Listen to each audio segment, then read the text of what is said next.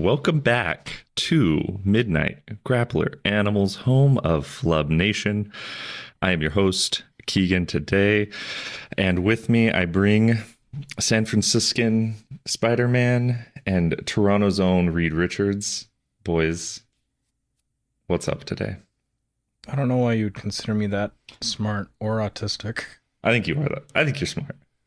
And then Salt does And flips. the other thing? What about the other thing? He's saying you got a big dick. Yes. Okay. Reed has whatever size dick he wants. Really, if you think about it. Yeah, he can be a small king if he wants to. Yeah, he can do whatever he wants. One joke I was thinking of doing there was I would be neo-Nazi Black Panther, but I didn't want to say that. And so, for the purposes of the joke... All right, guys, what if I was a Nazi? Wouldn't that be funny? Well, white Have you guys Black seen that Panthers... picture of Ryan Gosling as a Black Panther? Yes, it's the funniest picture on the internet. It makes me laugh every time. Yeah, that's what I'm love it. imagining Salt as right now. Okay. See, I just think White Black Panther is one of the funniest things ever. That's why The World to Come is actually a good comic, because White Black Panther is there. But we're not talking about sorry, what? White Black Panther. You gotta watch. You gotta read it. You gotta read it for free. Okay, It's fine. That's fine. Okay, I'll do it. We're not here to talk about one of the bad alternate universes that Marvel is doing right now. We're here to talk about a different one. The one that we're here to talk about is the Ultimate Universe that was launched by Jonathan Hickman. Today we're doing something a little bit weird. We are putting the fate and future of this podcast in Salt's hands by we're going to cover Ultimate Invasion and the one shot, and then we're going to cover the first issues of all of the Ultimate series, and Salt's going to choose if we read more of them or not.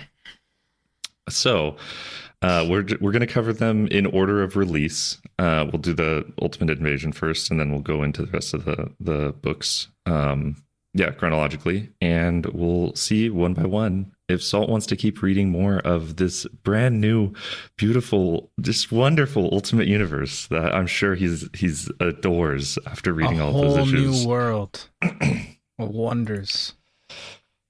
So without further ado, we're going to jump right into Ultimate Invasion, and I do have a little bit of a thing here, because Ultimate Invasion, of course, near and dear to all of our hearts, especially because wonderful artist Brian Hitch, just really, really on a heater. When I was getting ready for this, there's a tweet by Brian Hitch that I have not been able to free from my mind, that I think it's perfectly indicative of everything his career has been doing in the last couple of years.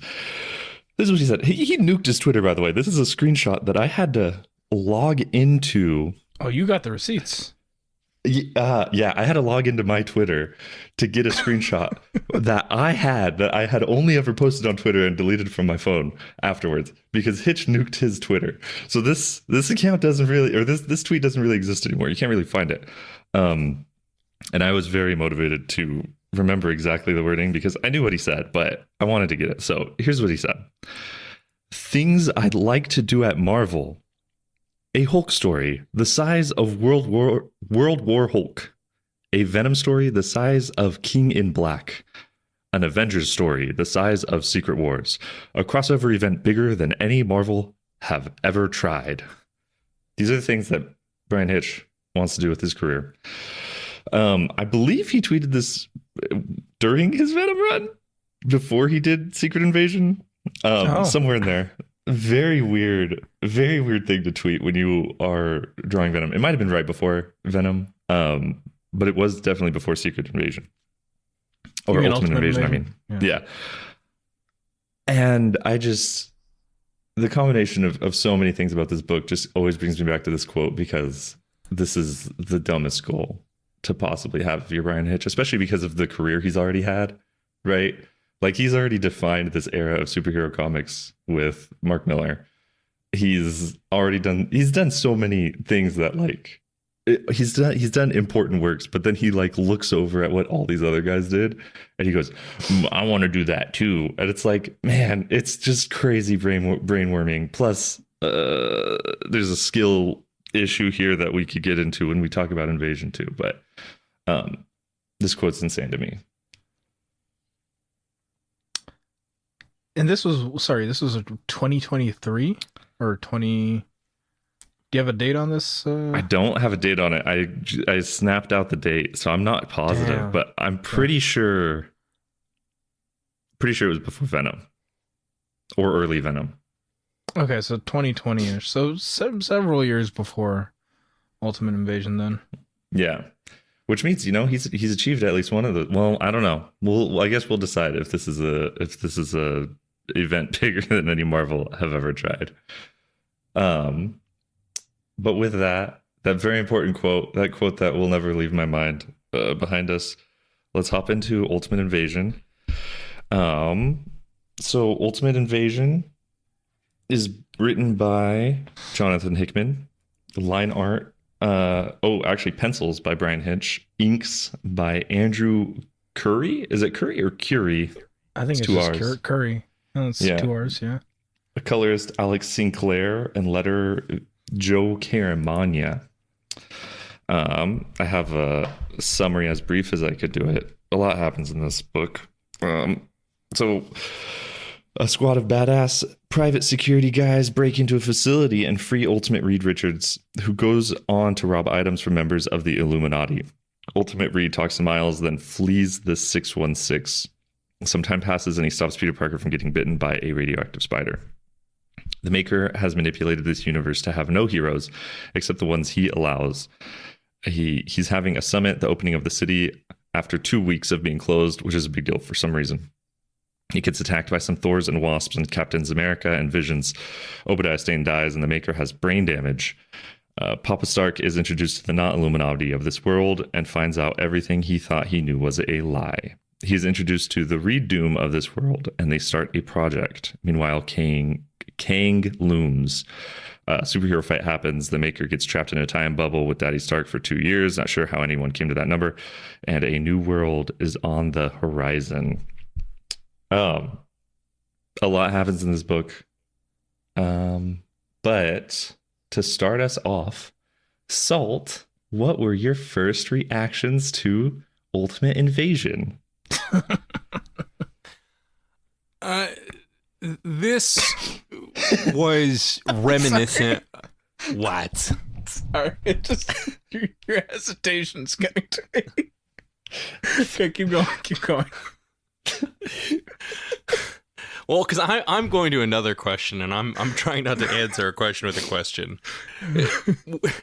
We were talking a lot about how art affects your enjoyment of a story because it's a dance between art and writer.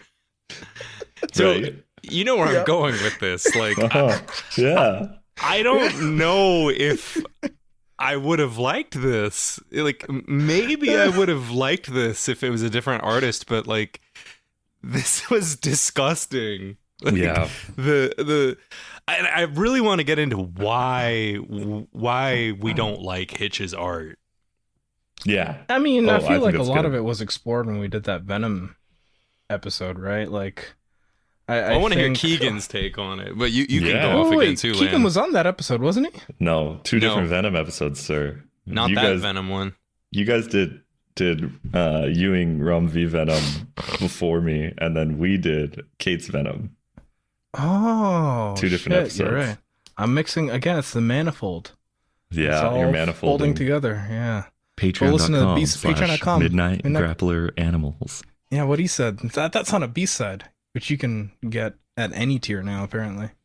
So go there if you want to understand that reference. Sorry, Keegan, you were saying though. No. Salt, you're asking me about my take on Hitch, and one of the things is I think Hitch is a fine penciler is actually my take, and people can ink him and color him and make him look horrible, or they can ink him and color him and make him look fine.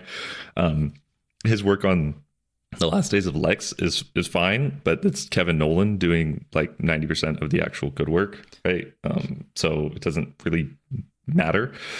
It's awful here, though. It's really, really bad, and it's bewildering that they put him on the launch of this actually incredibly successful line after this, right? This book didn't sell very well. I mean, it didn't like break people's expectations, right? It wasn't like a surprising thing. It was kind of middling.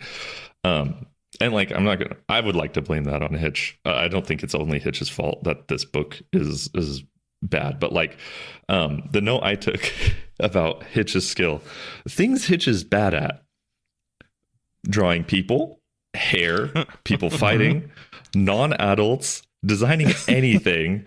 Also, Babylon, Brad Pitt, Howard Stark. Those are some things that Hitch is bad at drawing. Things that Hitch is very good at drawing, though, like there were a couple pages I turned in this book where I was like, holy shit. Cities? He's really, really good at drawing cityscapes, actually. Like extremely good. And I mean, it's the coloring, it's the mood. Actually, it's something that Sinclair can do is like color glass, apparently.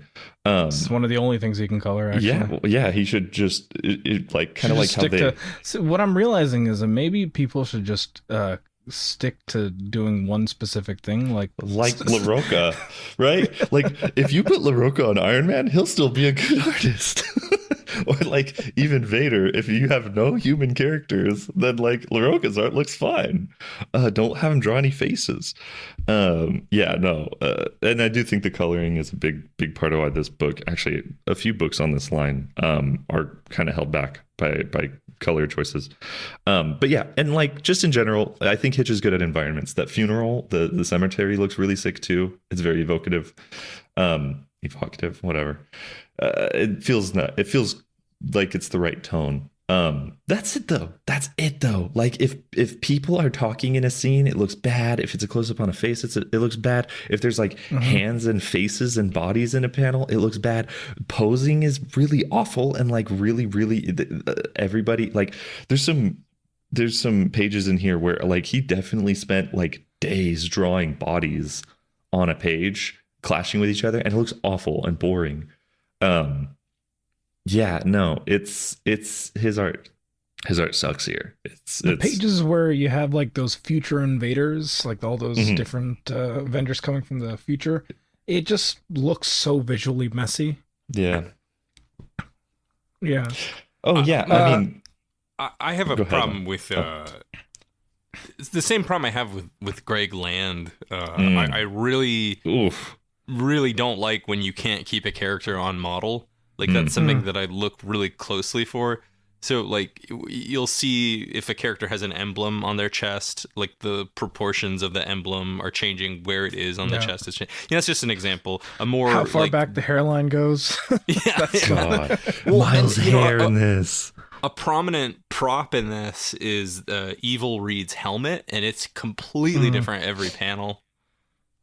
Yeah, it's when that's so prominently featured, it shows how weak your artist is at the job they've been hired for.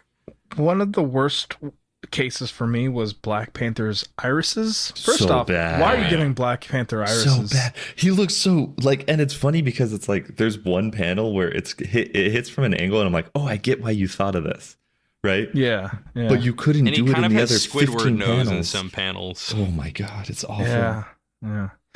I will give some credit to Andrew Curry. The director's cut of this first issue actually shows the progress of the page between the pencils, the inks, and the colors, and you can really see where like Curry's trying to salvage the pencils and where Sinclair just doesn't give a fuck and then ends up making it look worse. I absolutely believe this. It's like, like I like Curry, especially from I want to say the second or third issue onwards. He's got some really great hatch work that like elevates the pencils. Granted, he's working with compromised material here, we'll say, but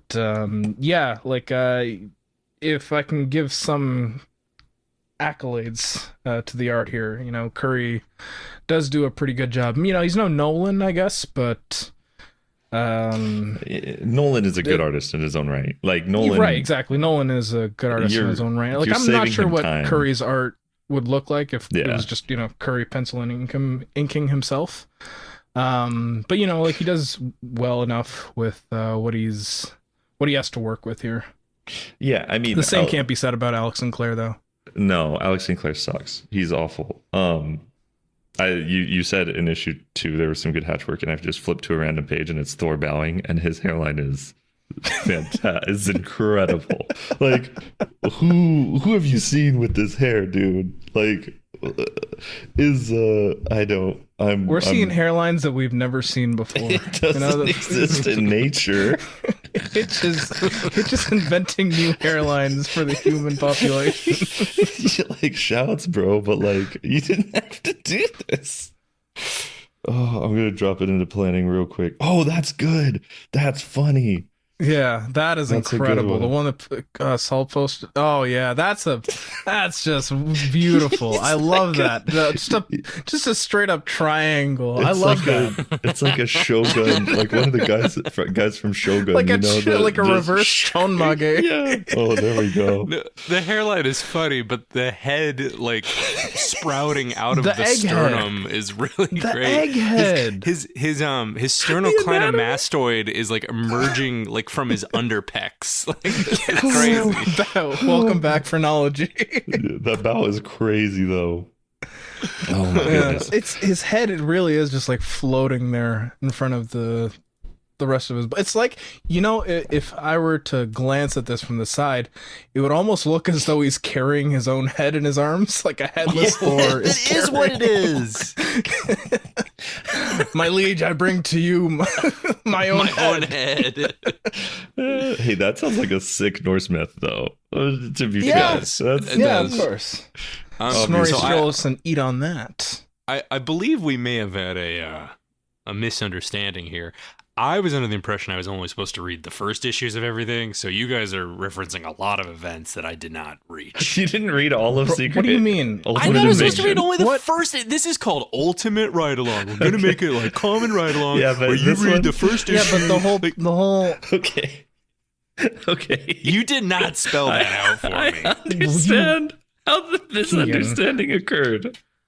It's really funny, and all I got to was the good Reed Richards standing around with the Avengers in front of a portal. That's all I got to. I don't know anything. There was more of issue 1 actually, but that's okay. Did you stop there?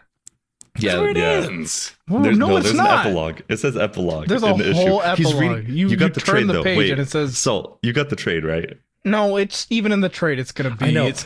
I know, but if you could see that as an end, if you don't turn more pages. I am going to show you, Lan. This is why Marvel is on my shit list. This is what I'm talking about. This is literally what I'm talking about. This is you being dumb a little bit, but I'm going to show you a picture. Listen, graphic design is Jonathan Hickman's passion, and actually, he's good at it. So like. And actually, on that note, I have a note from the first issue. There's a line where why would you design a double page spread like that if it wasn't the end of the issue? No, it's an ellipses, dog. It's an ellipses. An ellipses is a pause. It means like because there's more. Comics don't end. They just keep going. You can turn the page. Turn the page. Turn the page. Turn the page right now. Turn the page right now. Yeah, I did now, but at the time I said, "Oh, I'm at the end of the issue." I'm sorry, why didn't you have that instinct? I get it. Like, hey, just no, but he thought because he was I only hate supposed Brian to read Hitch's art, first so I issues. didn't have the instinct. He also thought he was only supposed to read first issues, which makes this even more of an understandable flub. And you know what? We got to celebrate the flubs. We got to celebrate. I'm going to read it right now. In the first issue, there's a line. There's a line. I think it's Black Panther that's saying this, and he says, "You're the smartest man in the universe, Reed, and now there's an evil version of you loose in the world." And my note there was, they wrote this for salt. they wrote this for the salts of the world. I don't know what you're talking about. Because otherwise you would have been like, who is this guy? What's his deal? There's going to be a lot of that. Don't you worry. Why does he look suspiciously like Reed Richards? Yeah, Salt read the... Oh my goodness. Okay, well, Salt... Ultimate Invasion did spell out a lot of the things that you're going to be confused about. Oh, this is fantastic. No, this is great. This you is kind of got yourself, but that's okay. No, you gave bad instructions. You need to own up to this. Okay, we both told you what we said. You have to read all of it, all of Ultimate Invasion. But that's all of okay. the first I feel like issue. I've said multiple times in the chat too. Okay, so we're reading Ultimate Invasion 1 to 4, Ultimate Universe number 1, and then the first issue of every other series. Man. I feel like we said that. Let me even pull up the receipts. Let me even pull up the receipts. Okay? So what I'm gathering is that you're still not done Ultimate Invasion. Now what could that mean? What could that mean, Salt? If I ask you, first you're still not done. It could be first issue. Thank It you. could be. Okay. And then Okay, sorry. and then Mine Keegan, you is said you said escape Yeah. Ultimate Invasion with my life. and when I tagged Surge, it was like we're doing Ultimate Invasion, the Ultimate Launch one shot, then the first issues of each series, which I can still be charitable to you, Salt. I can still be charitable to you, And then on Salt, September but 5th, still a little dumb. on September 5th, I said Ultimate Invasion plus Ultimate Invasion number 1 plus all of the first issues. Anyway, though, I think these flubs are charming. How does this keep okay. happening is my question. Like I Build feel like your this is like the 5th time this has happened. I guess you can build a time machine and explain it better to me in the past. No, absolutely. And then Actually, I need to You're build right, an you're origin right. box, and I need to like send We a did the hologram of Nexus Keegan engine. back to like 2 weeks ago. Oh my goodness. So anyway, so honestly though, this series, I guess me and Lan can speak to this about the series, because in so many ways this isn't really like, it's so world building heavy. It's barely a story. Mm-hmm. Well, it's funny. We had that debate about Hoxpox back in what was it 2021 when people were really starting to pop off about that. Like the whole like, is House of X a story or is it a manifesto? Is Powers of 10 a manifesto or a story? Right. Yeah, I don't know. This one, I think it is very setup heavy. Yeah, there's no conclusion at all, right? It ends with being trapped in the bubble for 2 years, and right. It's just setting the pieces on the like Yeah. it's literally just setting up the chessboard, you know, like this is who's controlling the universe. Oh, by the way, conspiracy. There's a whole conspiracy thing. Yeah. Salt I feel like Salt would have enjoyed this if it wasn't. Yeah, the thing is, like, art. there's a lot of material in here. There's a lot of crank stuff. A lot of crank stuff that, if not for the art and if not for apparently our very unclear bad instructions. Thank you. Finally, some truth and reconciliation. Hey, man, I'm Canadian. You don't get to say that here.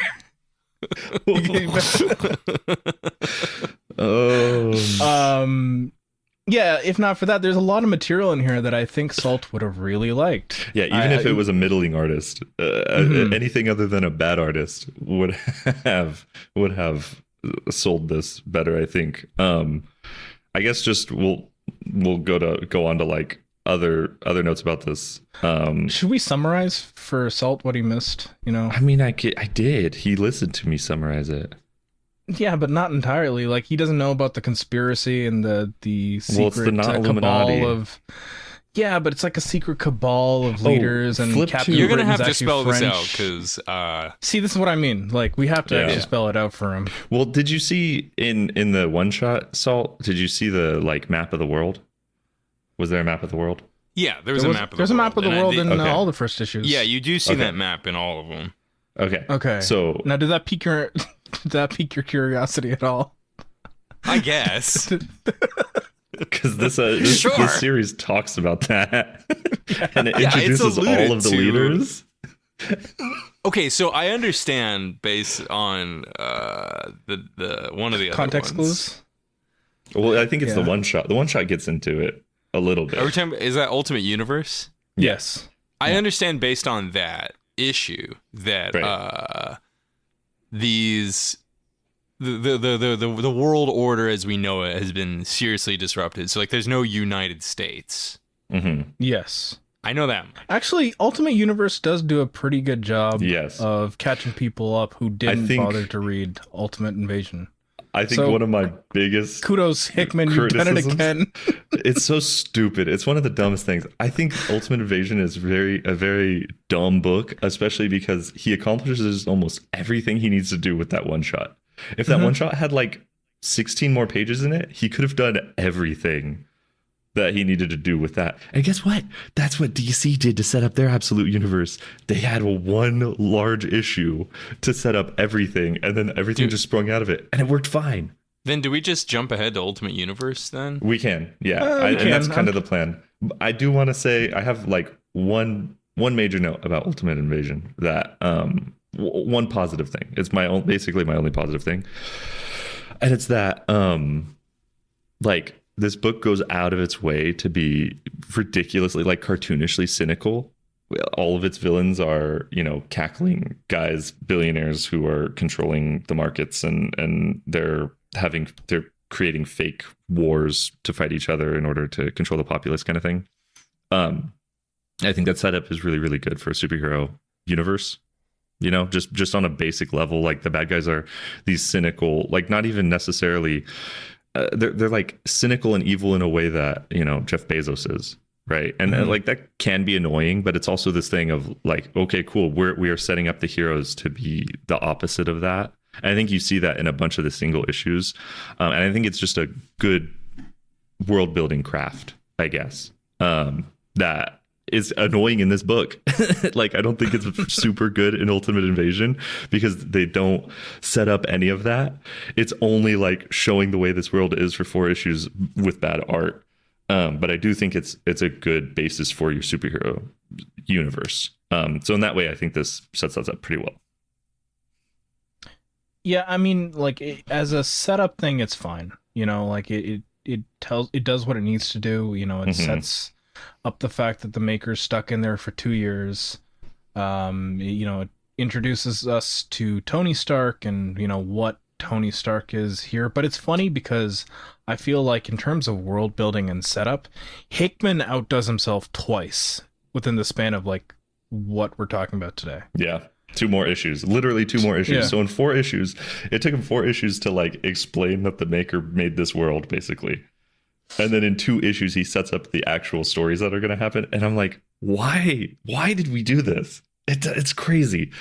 Like, it really makes me think, and it really makes me wonder if Ultimate Invasion was more of a like mandated thing. I guess like you have to work with Brian Hitch because Brian Hitch is the old guy. Brian Hitch the wants to do Ultimates. his Secret Wars. Brian Hitch wants to do his Secret Wars, so you got to bring Hitch on. And Yeah. Cates is indisposed right now, so you have to take on his what is it, faff?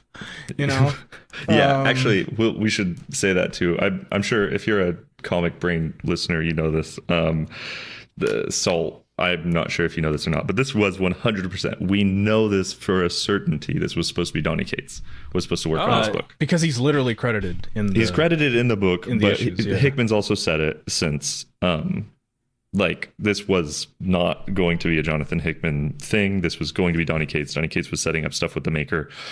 So this 100%. Even Venom, like we in the issues we read featuring the. Oh yeah, of course you'd know the maker. He was in the issues of Venom we read. Yeah, he's been setting this up.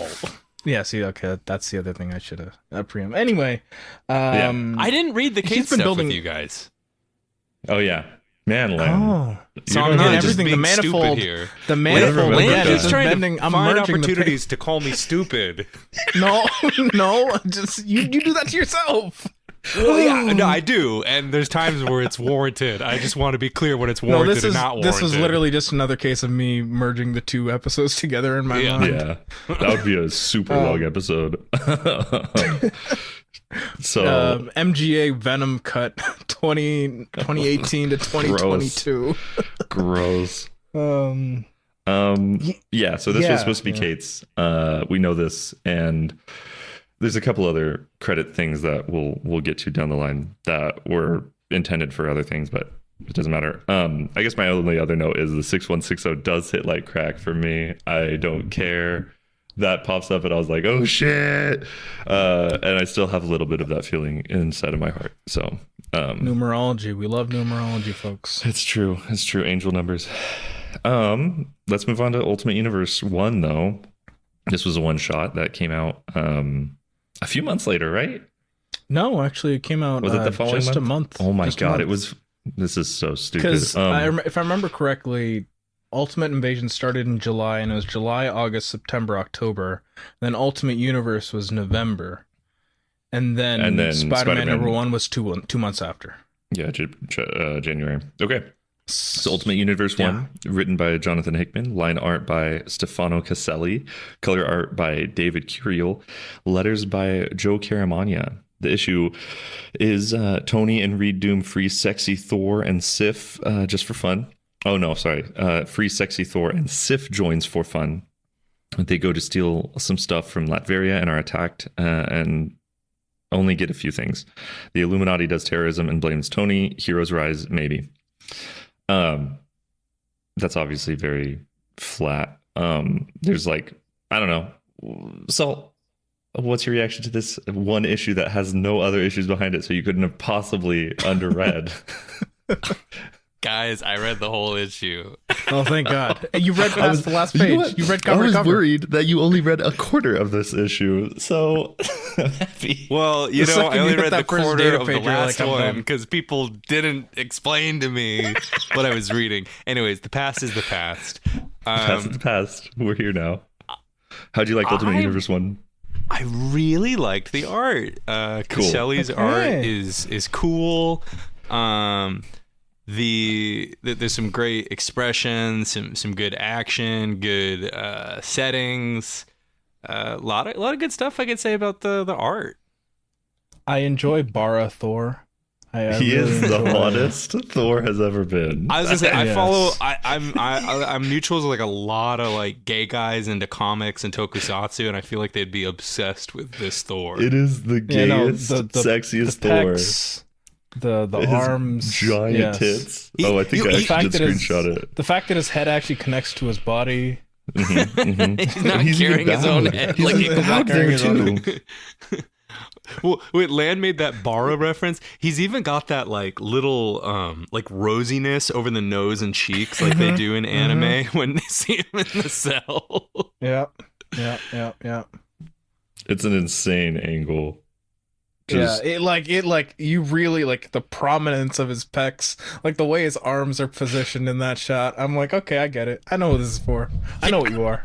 I know what you are. His boobs are giant. He should be It's wearing huge. a brassiere. Huge. Oh, And the it's forearms fantastic. too. The amount of Yeah, focus the on the forearms is forearms. crazy. Jesus Christ. His It's forearms have insane. calves, and Yeah. I'm not insulting Caselli. I think that was some Yeah. genius No. anatomy manipulation. It's an absolute The hand right insane- next to the cock. I mean, like, come on. The fact that you Oh, can yeah. see his abs underneath the folds of his clothing.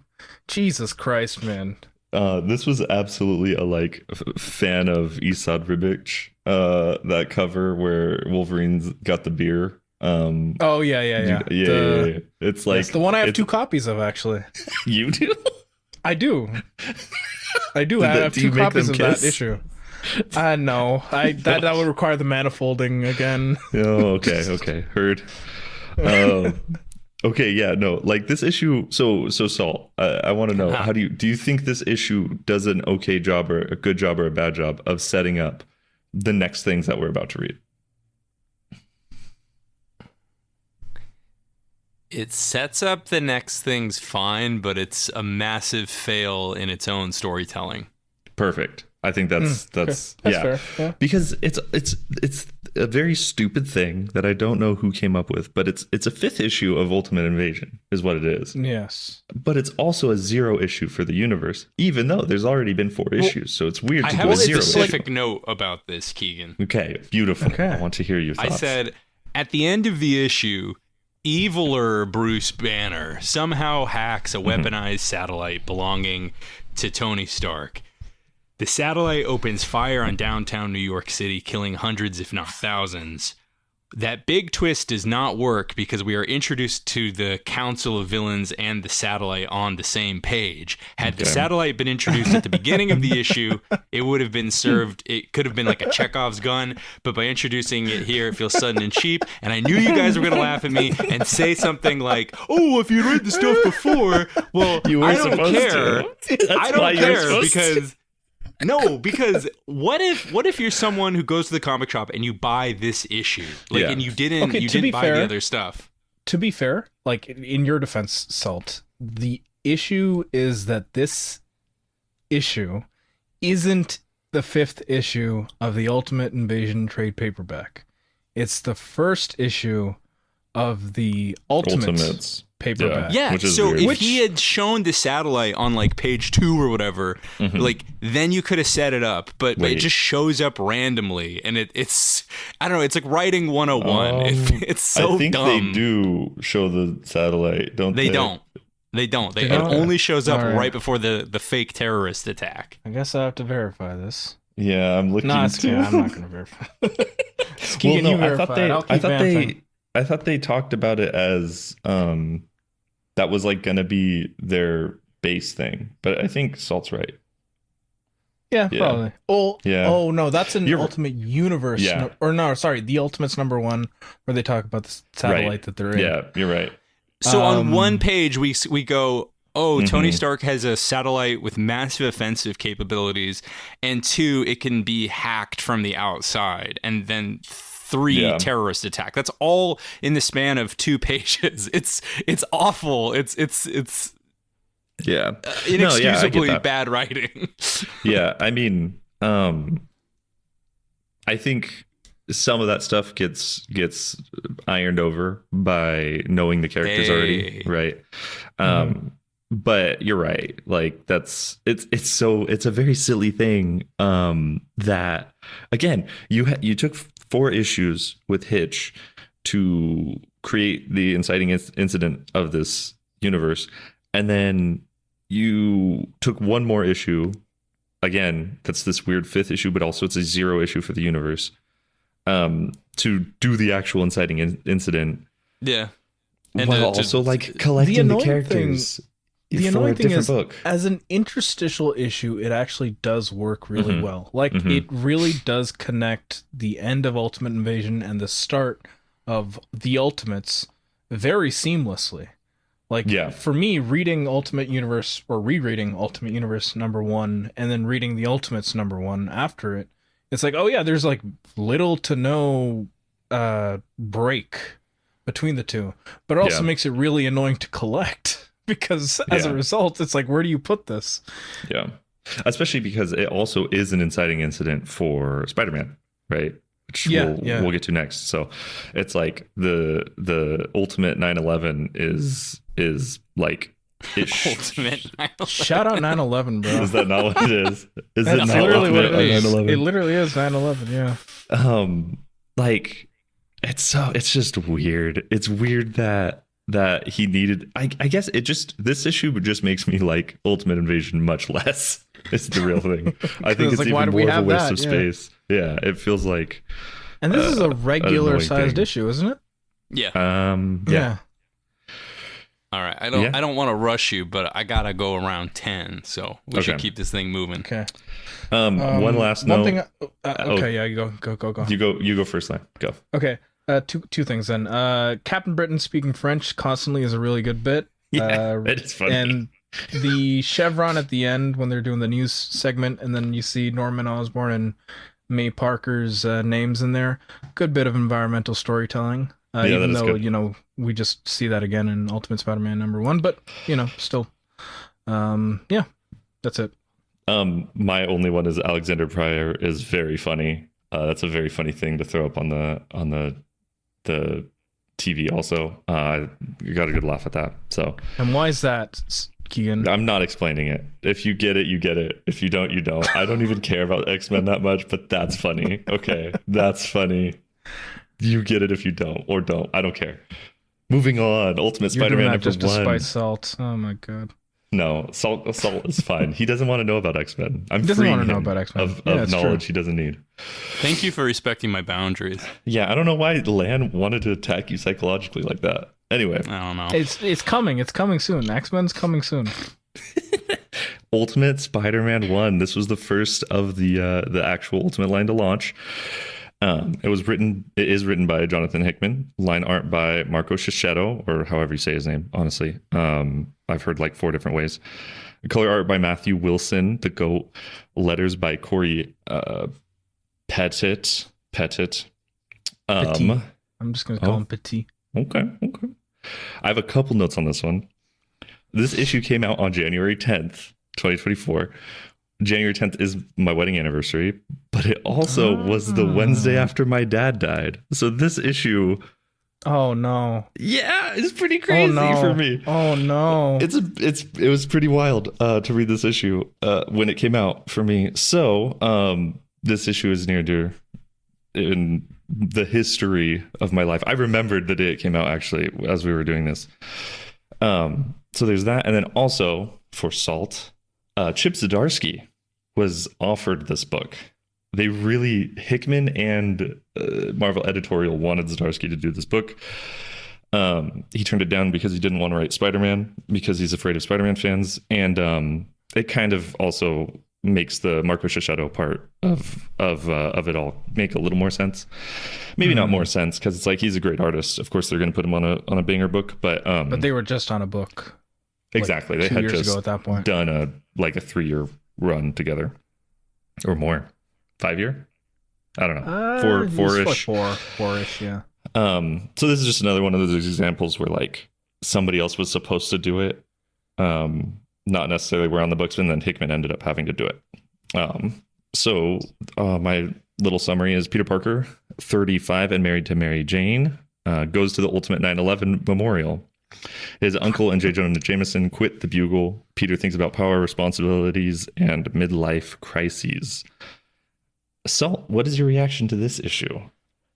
Well, you've really set me up for failure here, because It's okay. you're telling me about these 2 massive life events in relationship to this comic. So if you don't like it, you should just kill yourself. Yeah, I guess so. Let me go grab my katana. Go get a toaster and a bath ready. Get your Tonto and just... I'll be your Talk second, about Salt. it. I'll be your second. Talk about it, Salt. Listen, here's the real thing, though. I appreciate all hate toward this book also. Yeah, I mean, you've it's okay directed your own hate towards this book, too. Like, I you're have. not... I have. Yeah. I don't think this book is perfect, to be clear. Right. It just has... It came out... Like, anything that I read that week is notable. You know what I mean? So it doesn't matter. I'll read you my first note, Keigen, because I have 4 notes for this one. I think I took the most notes on this one. Note number 1. The most disappointing book of this bunch, as my expectations had been set high by how many people had hyped this up. Yeah. A lot of Marvel and DC comics make me ask this question, but this issue especially made me wonder if comics fans have some form of widespread undiagnosed brain damage. I think that's fair. The hype is ridiculous for We're this off to a book. good start. I mean, The stones hype and on glass this book houses, is- but yeah, fair. Oh, I also have brain damage. That's I'm not casting aspersions. It's Toku brain damage, though, okay? It's a different thing. Read all your notes, Salt. Okay. all Note 4 number of 2. us. My first of 2 main problems with this issue is that Hickman found a way to make the superhero origin story more boring than ever and more about being boring. There's so little tension in this origin. Golden Age Batman's origin originally had him as a rich guy who became a superhero because he was bored. But I can kind of give that a pass because superhero origin technology was still in its beta development phase. A guy who can afford 2 kids and live in a spacious Manhattan apartment is basically a rich guy in 2025. So this Peter That's a Parker different is universe, though. You never know what the economics are. I don't know like the there. economics. Fair. Yeah. So this Peter Parker is, by our living standards, a rich guy who becomes a superhero because he was bored. So Basically, this is a book about being bored. He is working That's a- class, though. We'll be Also, clear. that's He a very has to big work. generalization. Like, the book literally explicitly goes that, like, he's been roaming around for the past 20 years as though something's been missing from his life, and that's the reason why he's so bored with his life. Yeah. Like, it's the idea that there's something that should have happened to you didn't happen to you, and now that's a cloud that... it is middle-class ennui, but at the same time, it's like... There's a reason for it, you know? It's middle class and midlife ennui, right? It's a midlife crisis. Both of those it's a midlife crisis. And that's, I think... Actually, Saul, I want to hear... What other notes do you have? Yeah, get to the notes. The next note is directly correlated to the context of that first note. So my second main problem was what I will call retropassive significance. Let's go. Okay. Would you, the reader, find any of this half as interesting if you weren't entering this without any sort of pre-existing knowledge of Spider-Man lore, what it is and what it's supposed to be? Like, if I read this with the expectations of how Peter Parker's life should have gone, then there's a lot of significance in every line of dialogue and every panel, and that can function on its own. That can be its own merit. I don't want to detract from that. But if you, I'm almost done. If you don't read it that way, then this is so boring. Okay, wait. But Saul, the point, Saul, like, it's wait, don't attack it. Wait. Sorry. Saul, can you read it that way though? Yeah. Is it possible for you to read it that way? Why are you reading it that way if you are?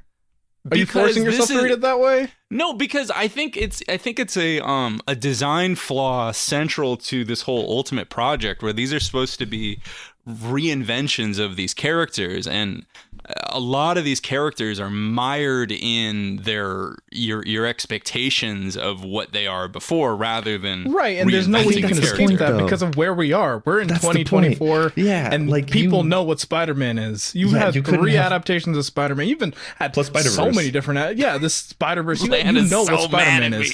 The ubiquity of Spider-Man by 2024. It's impossible to escape. It's like you're asking someone who was born on January 10th, 2024 to read this book. That's your expectation, Salts. And I guess it's like... go ahead, Keigen. Well, go ahead. I don't find... I don't find like Peter Parker and his cast like that inherently interesting. It's like what writers choose to do with them. So if you're given the opportunity to reinvent Spider-Man, I'm like, oh, let's go crazy. Do something that is I would just never expect. Like, it doesn't even have to be Peter Parker. Like him getting married and having kids? I've seen that before. That's true. That's fair. My thing is, I think that there's credit to the criticism of you're defining this Ultimate Spider-Man in the negative space around what Spider-Man is, right? Which is also hedging him in. You know, you're not doing anything you could possibly do, like you're saying, Salt. You're not shooting for the stars. You are defining based on something that does already exist, and it's the reverse image of that. But I also think this issue does it really cleverly, actually, in a way that I like. And especially, I think the reframing because it's like Peter Parker, the problem with Spider-Man stories right now is that it's Arrested Development. He's trapped as a 20-year-old in the current comics, and it's thousands of issues long of we're just running out of things to say about Peter Parker. But if instead of he's a 15-year-old dealing with 15-year-old things, he's a 35-year-old dealing with 35-year-old things, I think this issue is a perfect example of doing that, right? And so, like, it is doing a thing. And I think that's where I'm like, they're not being crazy giant with it. And I get that that's like a missed swing. They didn't swing big enough, maybe. But I also think like there is intentionality here, and it's like very focused and like enjoyable to me, at least on this level. However, like, I'm not going to get into beyond the first issue. I'll say it is a pretty big swing to introduce us to a 35-year-old Peter Parker that's never been Spider-Man before. Mm-hmm. You know, like, this is a guy who has never had the experience of actually being a superhero. So what's left? You know, like it's the idea of like what separates the man and the mask, right? Like what is Peter Parker if not Spider-Man at the age of 35? And so, you know, the majority of the issue deals with that. You know, like what kind of person does someone what kind of person does not going through this experience create? And the answer is, well, middle class, middle age, ennui / life crisis. Yeah, to support that. And Sorry. like again, go back to the original thing was like this is the point. The whole point of the universe is that like it's not the way it's supposed to be. Right. It's taking a set of rules that define what we in the public conscious know about these characters and stripping them of that. You know, and that's in every single one of these books. It's like, well, you know, what do you do when you've got the entire universe in Arrested Development because one guy decided to rip out everything that we know about these characters? Right. And the maker said, "Would you erase me from existence?" Reed said yes. He said, "Bet." Like, okay, this is my project, right?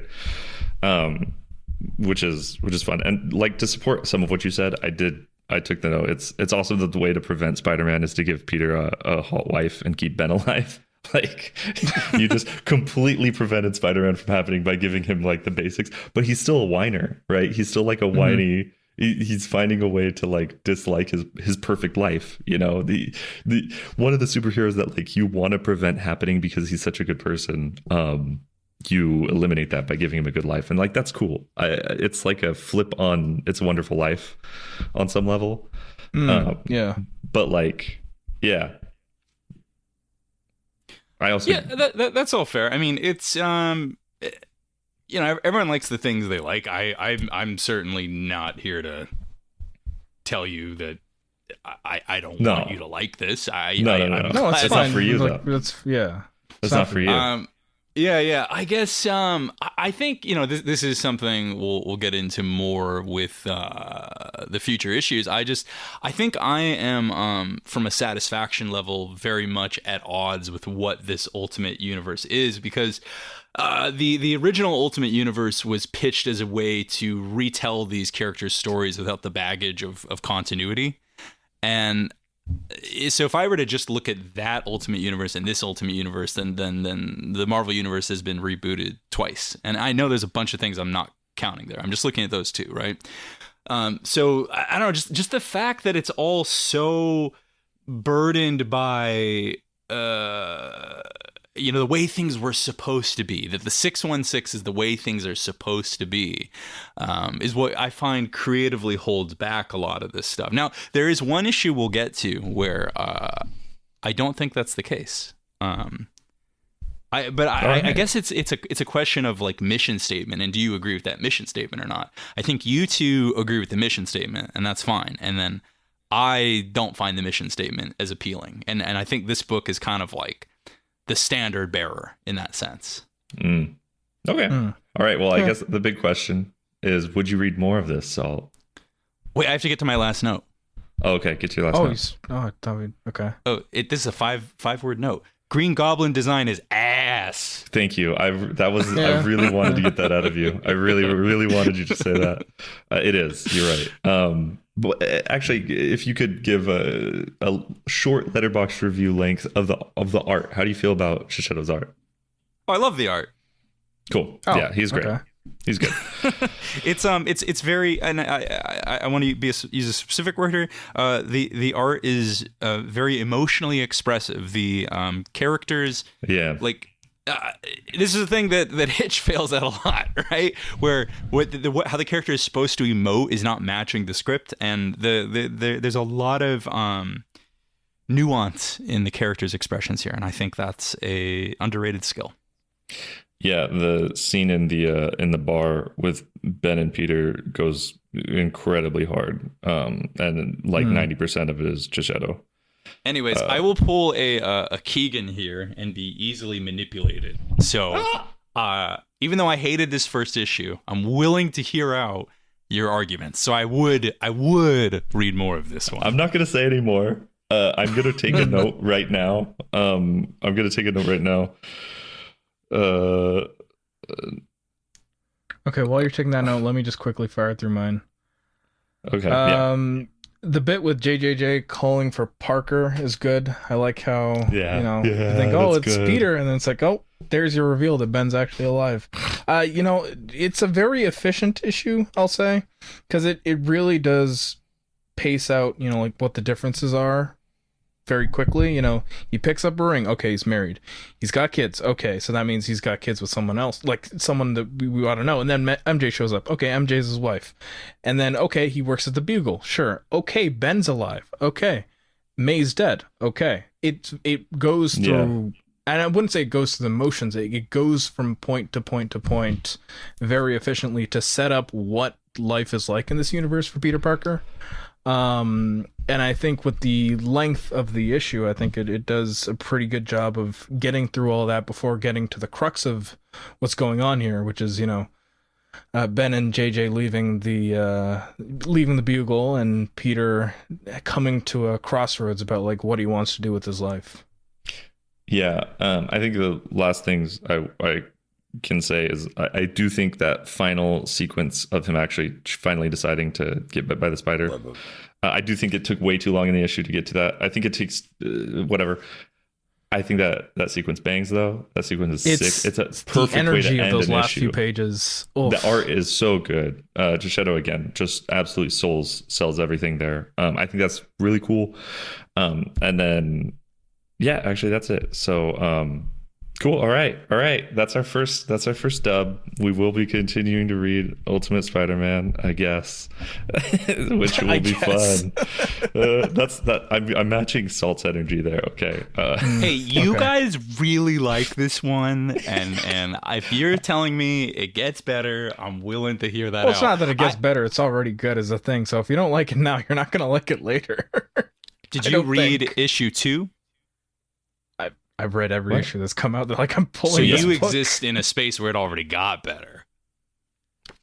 I am not going to speak anymore. We are continuing on. Let's move We on. got our first yes. Ultimate Black Panther is our next one. This one has a fun thing of I didn't get to buy it because like a pallet of 300,000 copies was lost. So Whoa. whoever stole all the Ultimate Black Panther comics, thank you for saving me from buying the entire Ultimate line. It freed me immediately from having to buy all of them. So thank you very much, person, if you're a listener. This book was written by Brian Hill, line art by Stefano Caselli. Again, welcome back. Colored by David Curiel, lettered by Corey Petit. The summary: Ra and Khonshu attack a West African village, which is an opportunity to talk about Wakanda and foreign intervention for at least the 5th time this decade.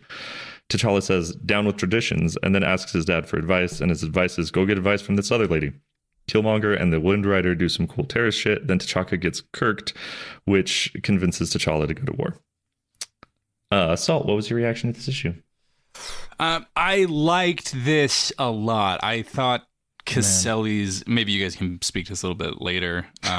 We'll start with this part, but Caselli's art was even better here.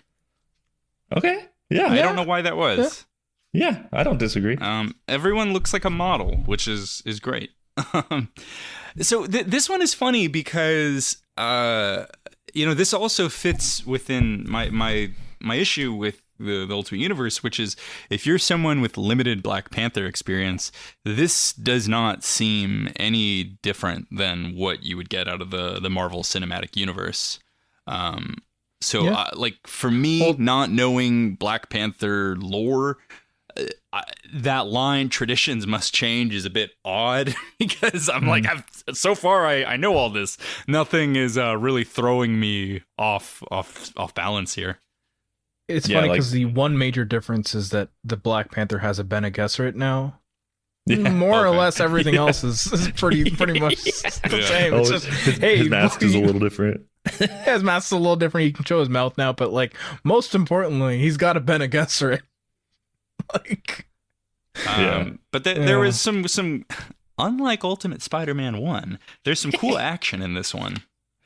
Yeah. Well, there's action in general. Well, Yeah.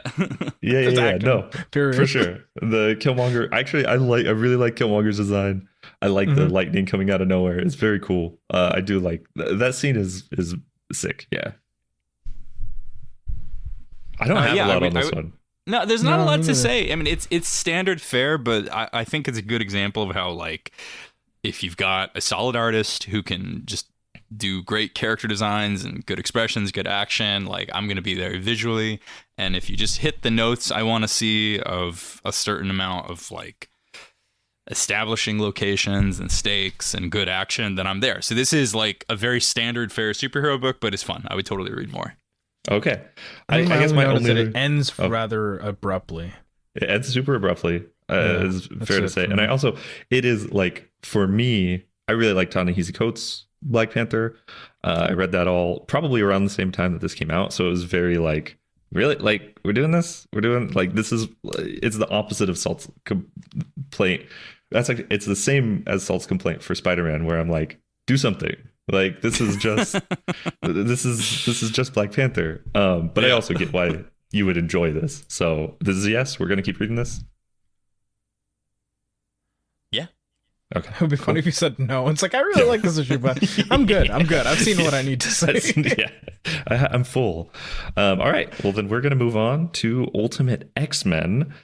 No fun little note about this one. It's just written and drawn by Peach Momoko, lettered by Travis Lanham, and no other credits are needed on this one, actually. Oh, interesting, because there's a very interesting credit that nobody else wrote. I feel like we should probably touch on. So here's the thing. I've worked with translators before. I know a lot. I know translators. But funny enough, I don't see a translator credit on this issue. I see a script adaptation credit. What's up with that? What's going on there? I don't like it. He claims he writes this book way more than he does. Not a fan. So does Peach Momoko? So this is a very stupid question. Does Peach Momoko not, like, write in English? No, she's Japanese. Everything. Well, in I Japanese. know she's Japanese. No, yeah, but she doesn't write. Yeah, she doesn't. Yeah. Okay. So Everything no, in you're Japanese. you're right, Land. That is a really weird credit to include here. Yeah, because it makes it feel like he has much more of a say on what's going on here than power. he does. And, that's a huge ongoing debate in many different fan communities about, like, what the role of the translator is. And we don't have to get into that, but, like, just the fact that he is claiming himself as a co-writer of Ultimate X-Men, I don't know. No, you're right, Land. Like, you don't need to get into it all, but it begs far too many questions. Yeah. It does. I was being cheeky when I put no other credits needed, but I also feel that way when I talk about this book. We needed to address that because I don't think there's any other place where I have to get my annoyance with Zach Davison out of the way. Well, my summary for Ultimate X-Men is Hisako is a young teenager who hasn't been the same since her friend committed suicide. She's in her feelings about that when a demon approaches her and is pretty mean. It gives her a charm that seemingly activates her armor powers. When another murder happens in the community, she finds herself asking what her place in all of this is. I should have put death instead of murder, but whatever. What her place in all of this is. Salt, what were your reactions to this issue? I have just a few notes for this. This is cute. I like Momoko's art style. This is not for me. I really have nothing against it. I'm very deep in Chainsaw Man and Dan to Dan. I don't necessarily need more books about superpowered high schoolers in Japan. That said, like, I could think of a lot of people I could recommend this to. I think if you're someone who's, like, got a passing interest with, like, Marvel stuff and manga, then, like, this is a really nice marriage of the two. And I think it's really nice too that it is not mired at all in any X-Men stuff. It is very much a fresh start. I think this is different than Black Panther and Spider-Man, where it doesn't feel beholden to what came before. Right, it doesn't feel connected to anything else in this universe, and that, I think, that's great for me. Sure, it's great for you. I'm sure it will be connected down the line, but I think that's why I bounced off this issue in the first one, because for me, I think with these first three issues, because for Salt, the context is this: Spider-Man came out in January 2024, Black Panther came out in February of 2024, and then this came out in March of 2024. This is the first wave of this universe, right? So I think for me, the expectation is like, all right, so we're gonna see how You know, the Japanese side of things deal with you know, the status quo of this universe, and we don't see any of that. And it, like, again, it's a fine issue on itself. Like, it's fine. I think it's a good enough first issue of a series that doesn't necessarily feel like an Ultimate X-Men or an X-Men book in general, like you said, Salt. Yeah, it's good art, you know.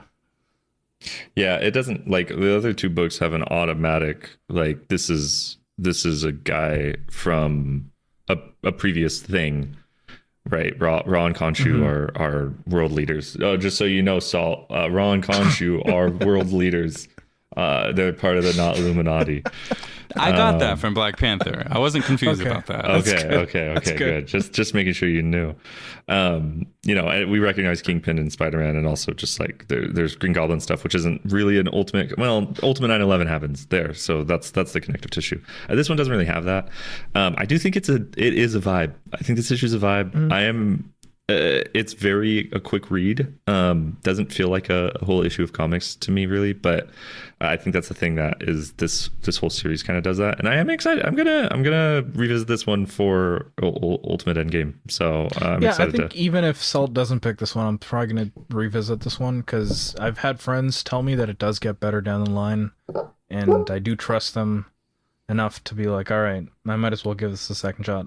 I don't think it's a good monthly read, though. I don't think it's a good monthly read. I bounced off it, reading it monthly. Salt, this is a no, right?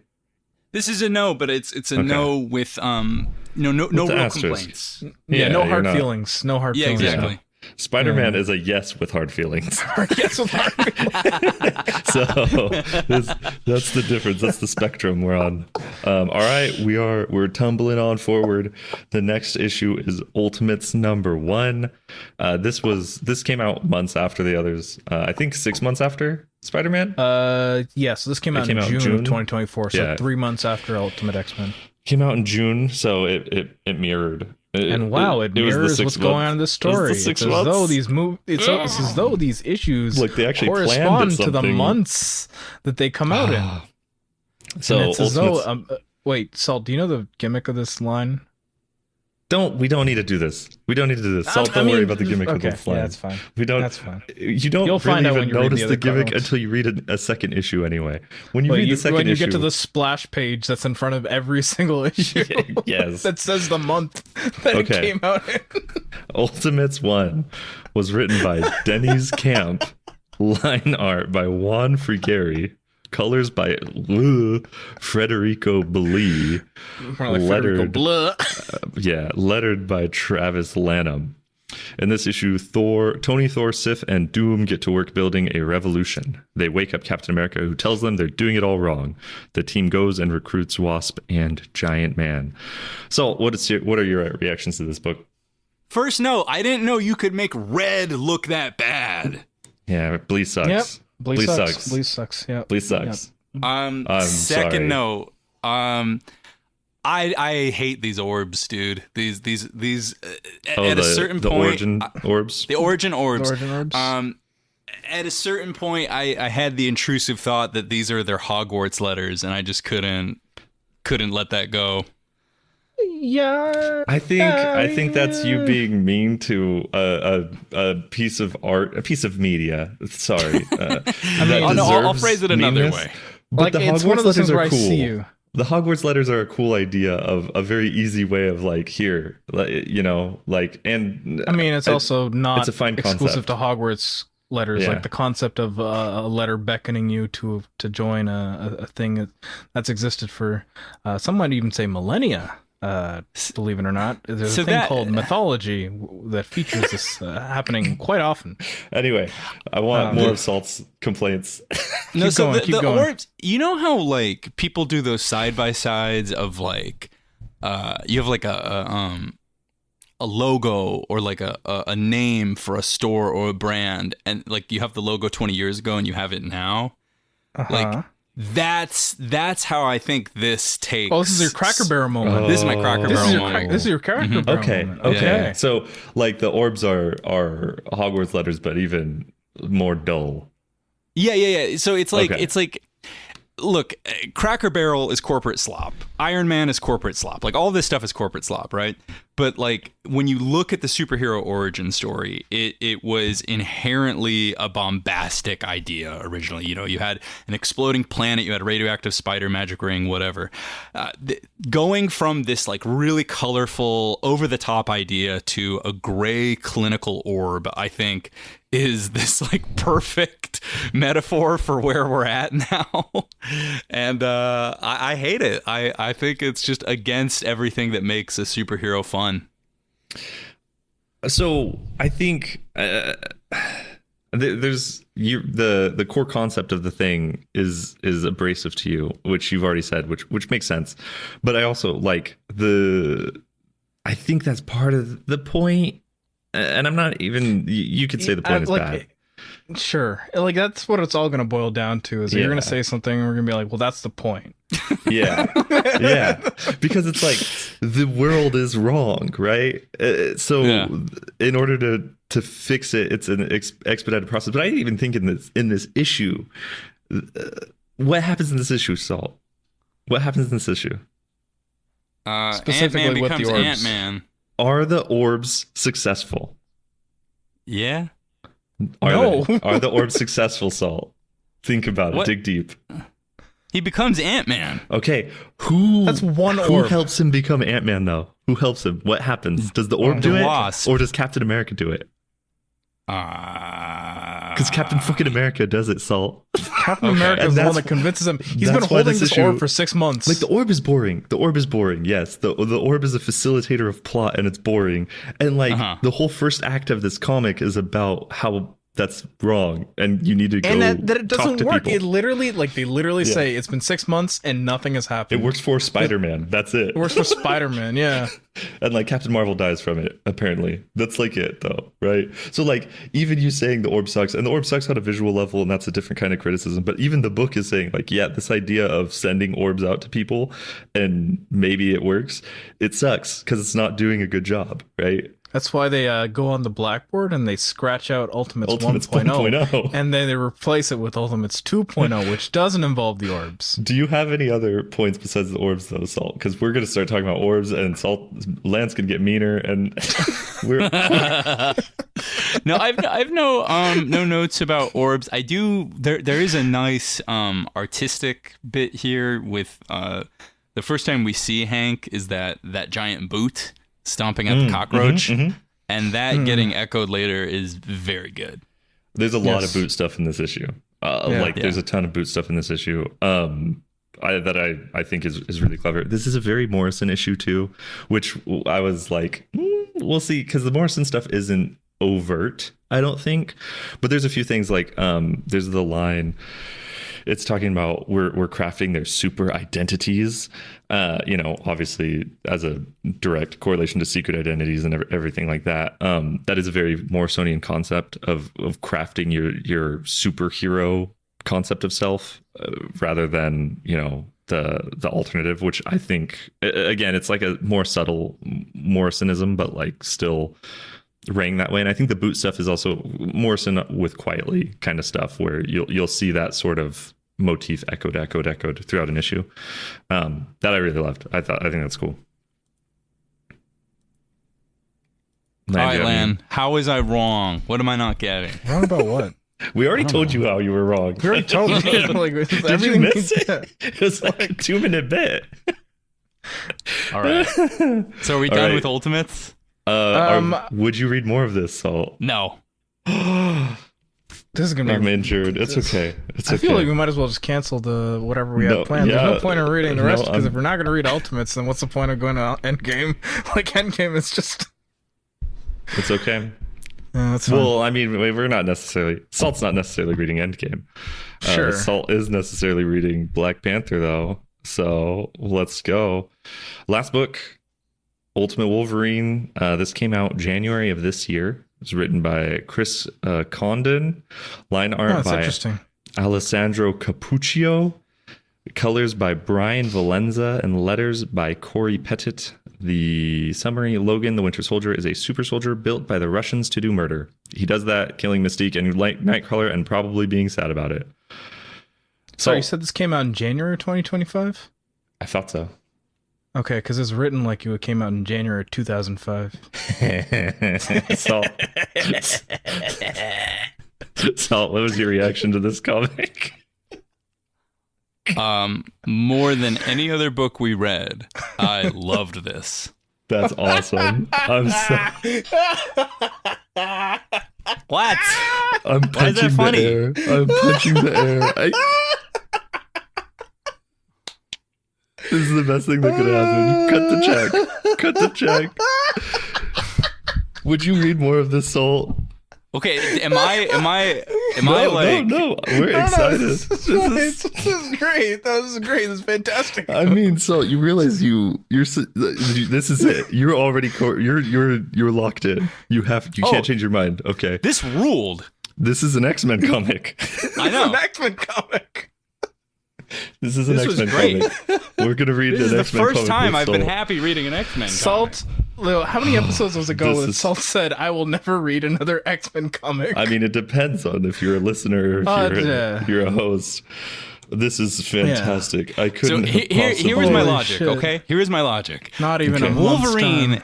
Wolverine is not an X-Man originally, all right? He's his own thing. So okay. I went into this thinking, you know what? The original Wolverine wasn't really an X-Men type character. Maybe this will do something radically different with Wolverine. And on the opening pages, I was right. Then these X-Men characters showed up, and I got real nervous. I said, "Do I throw this thing across the room?" But it didn't do any X-Men bullshit I hate, so it gets a pass. And it's Ultimate, so it doesn't.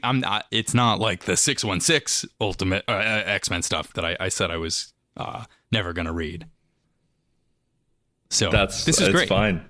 This couldn't have been more of a resounding success in my heart. This is fantastic. I'm going to sing this book's praise. This is a perfect dumb guy book. It is a perfect dumb guy book. Yes, I think that's an excellent. Yeah, you're right. I wanted more dumb guy stuff, and this like satiated. Yeah, I feel like that's a good summary for this entire this line episode. is I not want a more dumb guy line at all. stuff. It really isn't. It's funny because like I think comics typical mode is like, children is idiot man children, adult children, Disney adults, but then its secondary is dumb guy books. I think that's like number 2, right? Absolute Batman is absolutely a dumb guy book. I think Ultimate Wolverine is in a similar. I mean, I would say that a good chunk of Marvel's output right now, if you look at what they're putting out in 2025, is dumb guy books. Like if you look at the cut, like you look at what's the Casada thing called again? World. Oh, yeah. I mean, that's Priest Dan too, Panosian, AI Dan Panosian on Punisher, like Punisher World to Come. Yeah. Ben Percy's entire career. Ben Percy's entire career. That's true. We could do a Ben Percy. You'd have fun with Ben Percy. You'd have so much fun. Yeah, you'd have so much fun. Salt, do you have more to say about this issue? I got so much to say. That's amazing. So much to say. Fantastic. Do you want to use your time for that? Yeah. So okay. We'll close it out on a happy note. This is the only book of the 7 we read where I really felt like the writer was setting up enough narrative structure to provide just the essential storytelling structure and then getting out of the way for the artists to do their thing. Obviously, Peach Momoko is the exception because they're the same person as the writer and the artist. This was just an excuse for the artist to draw like Wolverine doing cool stuff, and that's perfect. That's what this book should be. Wolverine airdropping is like when his shadow is coming across the moon. And then so the stupid. panels being split across the lines. Fantastic. I was like, hell yeah. Capuccio is killing it. This is very like giallo and anime. It's like doing a lot of good like Italian and Japanese stuff with all the quote camera work. A lot of like dramatic lighting shifts, really saturated lighting, so much drama and like the zooms. Really nice balance between establishing a location and just doing like the minimum amount of work to like draw in the backgrounds.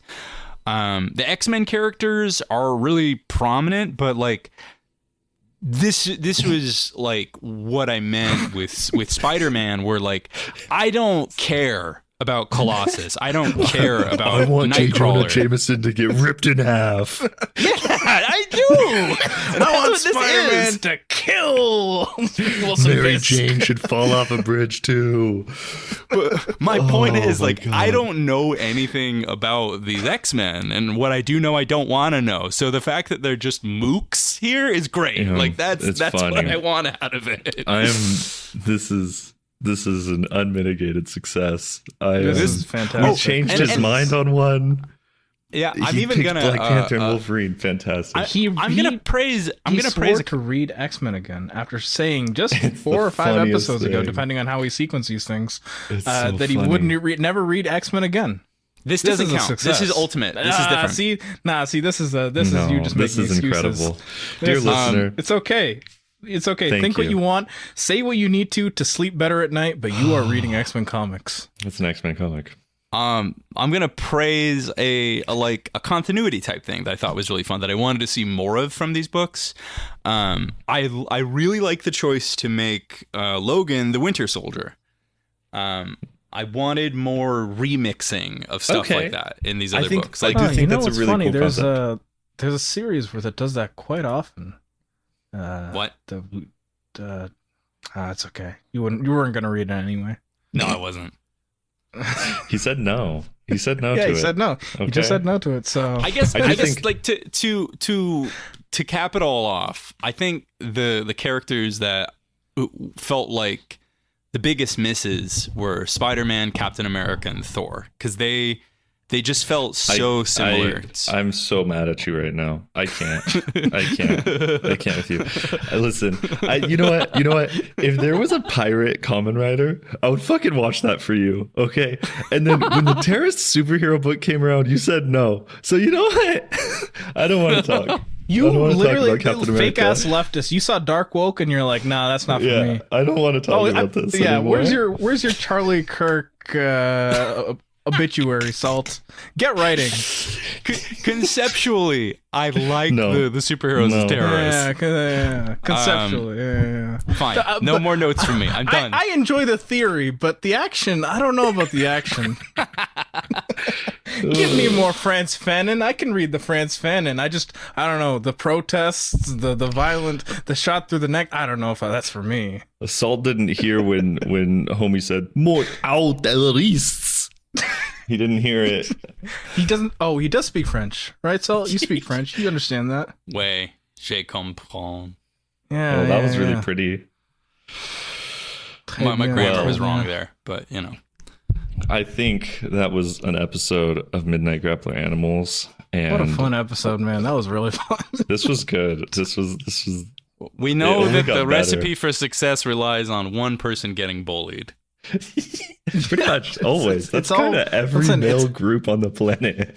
Yeah. There's It's one- everyone just takes turns getting bullied. There's a lightning that's rod. There we Yeah. go. yeah. It's okay. Keegan's turn will be coming soon, and then mine.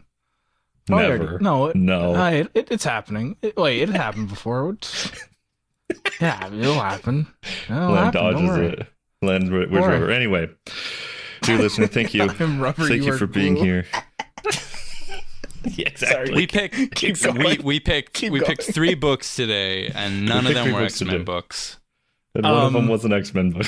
One of them Nope, was an it's called X-Men book. Wolverine. It's not. It doesn't have X-Men in the title. Okay, Yeah. you're right. We'll You're see. right. We'll see 4 Listen, issues from now when the rest of the X-Men show up. Remember when If Salt said they just he'll get ripped only in be half right? like they did here, I What will if they be so don't, though? happy. Here's the thing: I didn't read Ultimate Wolverine past the first 2 issues because I realized, like, oh, when I This said, is just X-Men. "Are you sure this book?" No. Well, yeah, that. But when I said, "Hey, I thought this book was written in 2005," I was specifically talking about the decompressed nature of it. Mm. Because, like, by the second issue, I realized, oh, I feel like this would just be better read Right? in a trade You know what? paperback. That's what Salt's doing. So you know what? Yeah, Shout. so- No, I'm you know not. what? I I'm didn't- glad the to- library didn't have it. Well, when we do read it, when it we will do be in read it, trade. yeah. I gotta go. If you do the Tastemakers grab bag, I'm recommending Freaky Tales because it's about the Bay. Again? There we go. Again, yeah. Let's just do it a second time. Who cares? Oh, see, this is what happens when I don't show Okay. up for an episode. Okay, Okay. I'm going to Godzilla Fest. Thanks, guys. Okay. Bye. Bye. Bye. Boom. Now we can choose Ultimates against his will.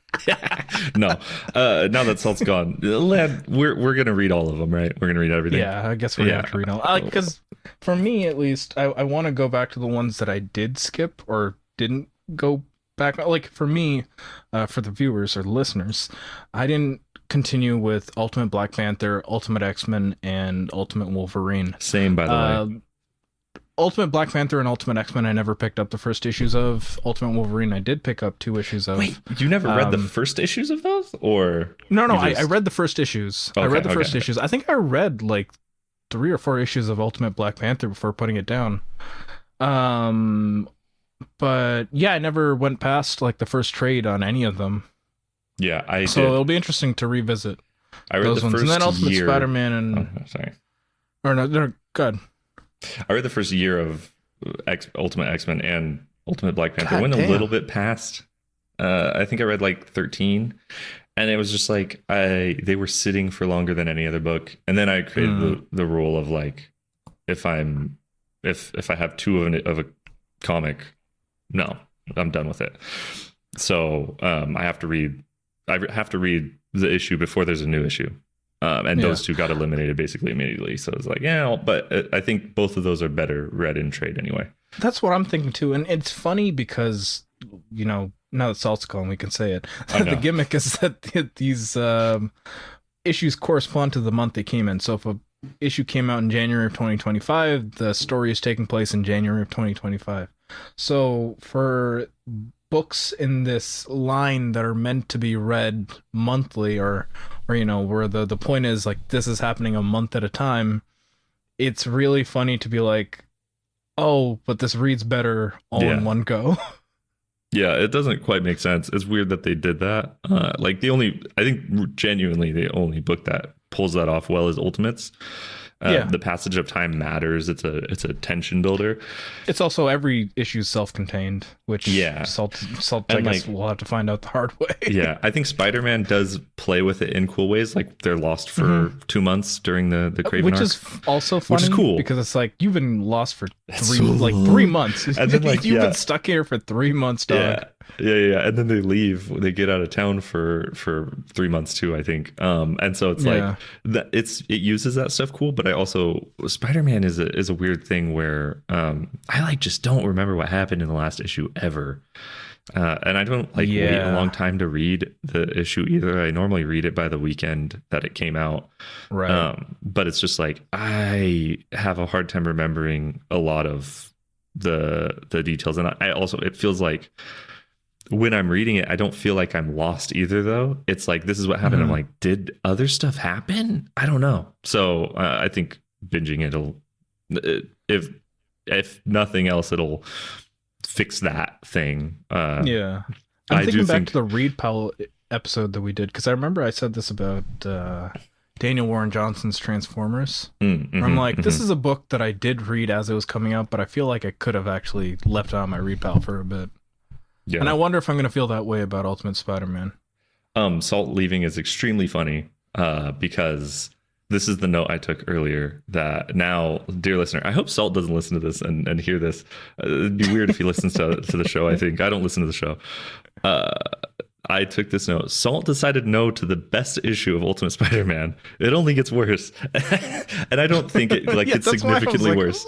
I don't think there's a drop off, but I think it's like that's pretty much the standard of the series. There's a couple spikes. The opposite there's a of few issues that are really good. It's the opposite of the lesser of two evils adage. It's like this is the it's like the standard. More of 24 really good really goods. Yeah. This is the more of 24 goods. Yeah. There we go. No, it's very funny because it's like you should have just stuck with no. I really wasn't trying to sway you, but that's okay. Yeah, like he read the best issue and he didn't like it. That's fine. That's or not. I feel like I think it's a very good. I feel like we should have issue. tried harder in swaying him towards Ultimates than we did Spider-Man. Like Spider-Man, take it or leave it. If you don't like it, you don't like it. Whatever. Ultimates is good though. Ultimates, it's like yeah. It's what it's his choice. I didn't choose Kuga. That's all right. I would shout. Yeah, but you had a reason to not choose Kuga, and that's fine. Because I'm gonna watch it. It's like we're gonna end up watching it. I don't. It's fine. Yeah, Ultimates that's funny. It's okay. Yeah, But fake I'm ass gonna dark read it. woke. I'm gonna read Fake it. I'm ass gonna read dark it. woke. um. So yeah, we'll figure out the exact way we do it. I kind of like the month by month. Getting us closer to end game is good too. And then whatever So we wait, want he to do. chose Ultimate Spider-Man, Ultimate Black Panther, and Ultimate Wolverine. Correct. So That's what man, we're that gonna means do. in terms of the month by month, there's gonna be a whole year where there's just no third book, and then Ultimate Wolverine joins in. Yeah, we can't read halfway Ultimate through. Wolverine until So we January literally don't read 2026. Ultimate Wolverine until the second Okay, well that's for something else for us to figure out. No, off I think of this I recording. think yeah, we'll figure it out. I think we do something different. I think we just do an episode on each of them or something. Yeah. And if we wait long enough, all of Spider-Man might be out. Yeah. We'll see. Yeah, it depends on it's all timing. Yeah. So, that was an episode. Thank you for listening. That was extremely fun. If you enjoyed this episode, share it. Share it. You know, just say something about it. Put it in a Discord. I feel like Discord is probably better because you know those people. Those people kind of know you. So drop it in there and be like, hey, this was a cool episode where they Tell talked your about friends about Celt's heresies. yeah, this really dumb guy picked an X-Men book when he promised to not read X-Men books. It's so funny. It's so good. Share it along and please review. If you do nothing else, review, get 5 stars and say these guys read comics bad, but leave the 5 stars. And that's perfect. That's a perfect review that we would like. If you want to go past that, head on over to patreon.com/midnightgrappleranimals. We're by the time this comes out, we've changed the Patreon levels and stuff like that. $2 gets you our B-sides, which are like, it's just fun us dicking around, just us making jokes. Yeah, and it can being give funny. you some context for the episode too. Sometimes, yeah. Sometimes, Almost every time we do a B-side, we end up referencing the joke because it's one long conversation. So check that out. Patreon.com/midnightgrappleranimals. And then if you do the $5, you get a ton of bonus stuff. Our last bonus was tied to Kamen Ride Along, which is a show where we're choosing what my first Kamen Rider show is going to be by watching all the pilots. We did a bonus that was about the Showa era movies, specials that didn't fit into a show. Yeah, specials and TV show first episodes of things that aren't necessarily Kamen Rider. So it's fun though. Check it out. Patreon.com/midnightgrappleranimals. If you want to get in touch with us, otherwise there's Blue Sky links in the description, and you can email us at midnightgrappleranimals@gmail.com. If it's an email length thing that you want us to kill ourselves or something, you can send it to the Gmail. I won't see it because I don't ever check it, so it's fine. We need the proof anyways. So, other than that, Tastemaker's grab bag. We move into that. Yeah, sure. You got things. Would it be funny if I said no? I don't care. Yeah. You've been No, watching anything? I've got stuff to recommend. So there's a theater near where I live that's playing a bunch of classic Hong Kong movies. Okay. Because Shout actually recently got the license to release a bunch of these in North America. So they've been going through a whole series of them. I watched City on Fire, and the one I'm actually going to recommend is Peking Opera Blues. What a fantastic film. It's great. It's 5 folks that managed to come together under very unlikely circumstances to hatch a plot against the father of one of the quintet, and it's great. It's got a lot of really solid gender dynamics, really fun action, some great humor, and some very beautiful women. So if you like any of that, Peking Opera Blues is my suggestion. And check out some of the other stuff that Shout's going to be putting out over the next few months. They're putting out Hard Boiled, a 4K of that. They're putting out a 4K of the entire A Better Tomorrow trilogy. The Killer is also getting a remaster. What else? Bullet in the Head. A whole bunch. They've got the whole library. So if you're a fan of Hong Kong cinema, go watch. Go watch. Shouts. All right. I have 2 today. Oh no, my note crashed. I have 2 today. One is it's PTA. It's PTA Watch 2025. Shit. Okay. We're getting ready. All right. We're getting ready. What's one battle after another. One battle after another. One battle after another. I'm reading the book that's not called the that. Thomas Pynchon novel, Vineland? I'm reading it right now. I'm going to finish it before I watch the movie. So it's PTA Watch because I've only watched 2 PTA movies and I was thrown off by them because it wasn't the vibe. Which ones? I watched. You made fun of me for both of them for my Letterboxd reviews for both of them. Yeah. And now I don't remember. I watched The Master. This is awful. I gotta go apologize to Salt now. I feel like there's times where I've just bullied people and I didn't even realize it. No, you and Guy and Ramon all bullied me over it. Oh, okay. So that's fine then. If it was a whole, three of us, it's fine. Group effort. If it was a group effort, then you're wrong. Okay, Punch Drunk Love, which I don't think I will ever like. Punch Drunk Love, it's not for me. That's fair. I think it's off-putting on purpose, and it put me off on purpose, and that's okay. I also watched The Master soon after that one, and I think I was just like bewildered. I think I was just like I couldn't. Plus, I don't like Joaquin Phoenix very much, so it was already kind of an uphill battle. That's fair. Joaquin Phoenix is a barrier. Right now, I'm like, now this week I've watched Licorice Pizza and Boogie Nights, and I'm like, The Master might be a perfect movie. So I'll probably rewatch it after one battle after another. But anyway, if you don't, you're a pig fuck. Yeah, true. Yeah, there we go. It's PTA Watch though, so I will be watching all of them and mentioning them in Tastemakers Grab Bag the next couple episodes because Boogie Nights Licorice Pizza, great. Oh my gosh, the truck sequence in Licorice Pizza was insane. What a concept of a thing to even do. Whoa. Yeah. Great movie. PTA, go. And then my other recommendation is this book from 1887. Okay. It's called Looking Backward. It was very popular at the time with like rich people. No, listen. This is wild. I'm listening because this is an incredible intro. Looking Backward by Edward Bellamy. Okay, this book is about a guy. He's a rich guy, and he gets hypnotized, and he falls asleep.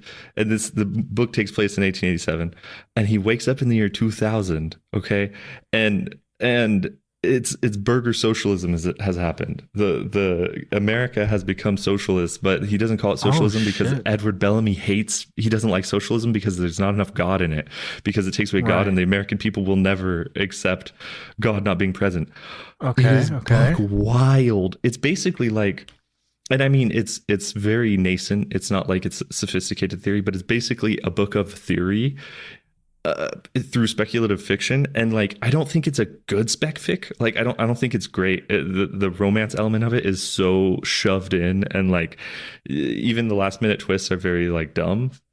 But it is a fascinating artifact from a person who like had a purely American mind in 1887, right? It's wild. It took me a really long time to read it because it is so many of the chapters are like the time traveler talking to this, smart doctor guy, and the smart doctor guy explaining the ins and outs of the industrial engine that is the state. And so it's just like, it's like you're reading theory, but in the worst way to read theory because it's like through dialogue. But it's fascinating. It's fascinating. It is the definition of interesting but bad, but like I'm interested in it and I do like it because it's so weird. So like I would call it good, even though, anyway, wild book. It's only like 158 pages or something like that, 160 pages. And it's like, you could get it like $5 at thrift books. Insane. And it was extremely popular in 1887. Like, one of the 3 most popular books, like most printed books of its time. I discovered it reading a book about New York housing at the turn of the century. Weird thing. Looking Backward by Edward Bellamy. Book wild. Nice. And that's it for me. This was a long one, and I wish Salt was here to say keep on grappling. I feel like we should have had him say it. You should say When he keep on left. grappling, and I should do thanks for listening. Okay. And do it in reverse. Okay. What if we both As do above, so below. it? Okay.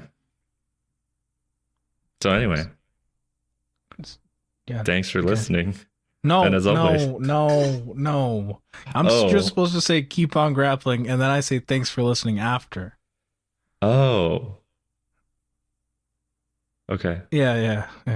Okay, so anytime now. Thanks for listening. No. And keep on Okay, yeah, it's grappling? fine. Keep on grappling. It's okay. I'll figure it. Nah, I won't figure out a way. Let's just do it. I don't understand what you wanted.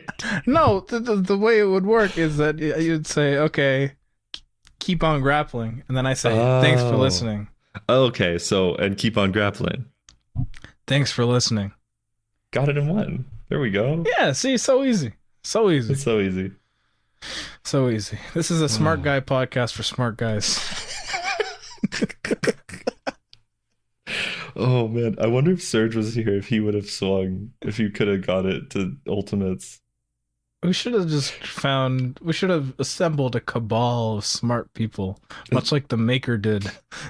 And just It's beating funny. down on Salt for 2 hours. It's like I'm gonna read it anyway, but it's just like, oh, what a funny thing to happen.